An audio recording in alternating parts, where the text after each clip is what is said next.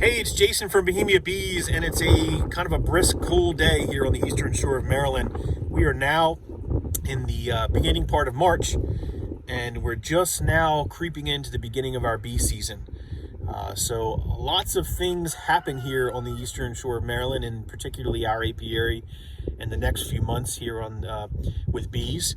And we want to show you, if you're a new beekeeper or if you're antsy about, getting started with bees, there's lots of things that you can look for as far as signs to say, when does the spring start? When are the bees really ready to come out? So we're hopeful that this short video will give you a couple tips, a couple signs that we look for and we get excited about when it comes to this time of year. So let's just take a ride and we'll walk, go around our property and the apiary, and we'll kind of show you what we look for.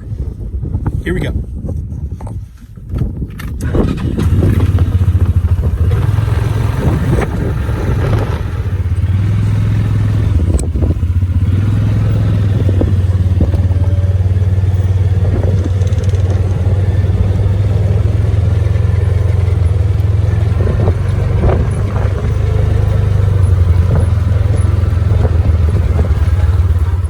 All right, so we're here at the back part of our apiary, and one of the first things that you look for naturally, not just the signs out in nature, the temperature is naturally one that you have to look for. Bees typically will not fly; they will not come out of that cluster until the temperature gets above 50 degrees.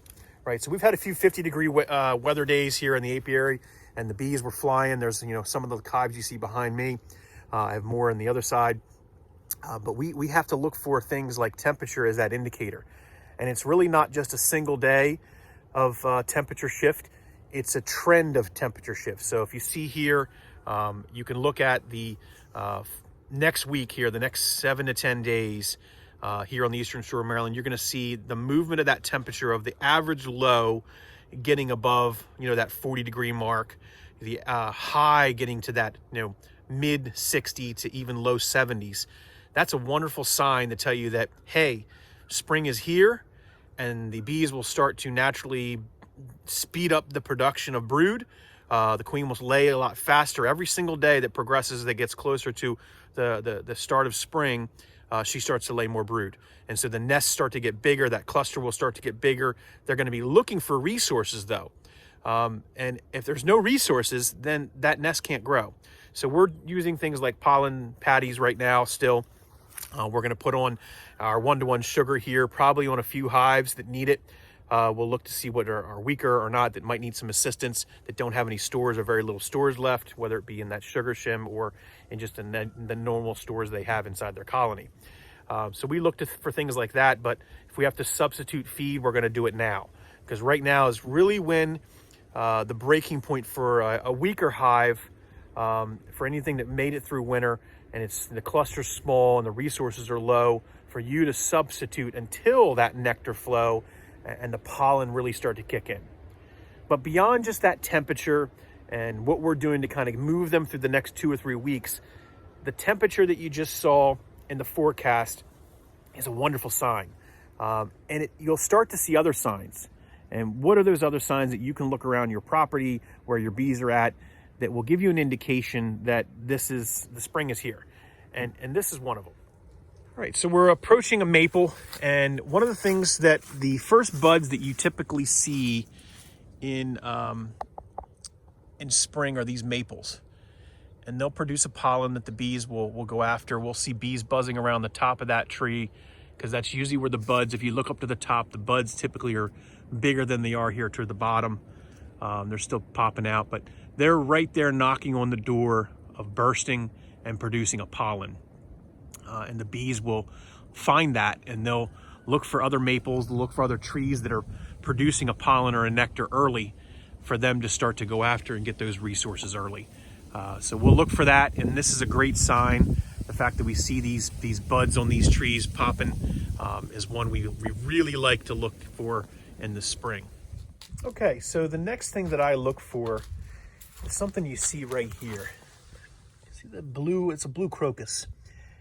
We have a bunch of those in addition to a couple other ones that are popping through the soil. Those are your first flowers that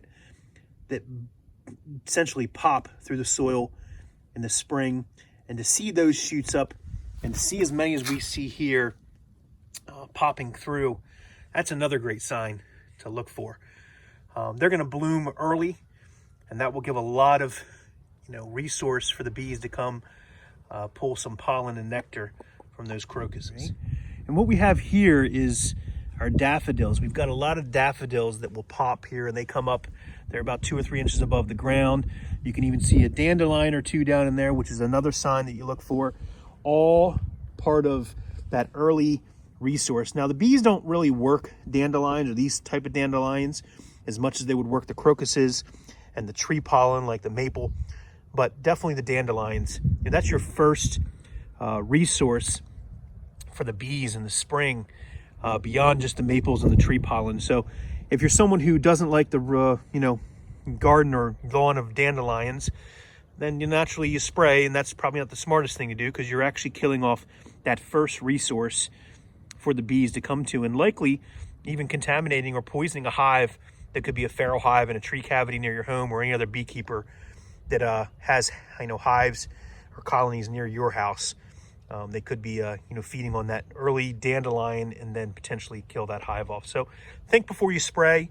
Maybe not the smartest thing. The dandelions typically will take over a yard, but if you let them bloom out and then you mow them down, you can hide them pretty well. You don't need to worry about the perceived weed that some people like to remove from their yard. All right, so it's the wind's picking up a little bit, so we're going to try to finish up. But one last thing I look for is on my cherry blossoms. I have trees here that are a cherry blossom tree. They'll bloom early as well. The one thing you see on these right out is you don't see a lot of buds initially. Now, these bloom early. They create a nice pollen resource and nectar source for the bees in my apiary, but they don't bud as quickly as the maple would. So they're probably about like 2-3 weeks behind. But if you look up high in the tree, and you can't really get up real high, but if you look on a branch that's further up, you can start to see the buds kind of coming through. So you can see right here on this that there's a bud that's popping, and that's really what will give you a sign that they're starting the process.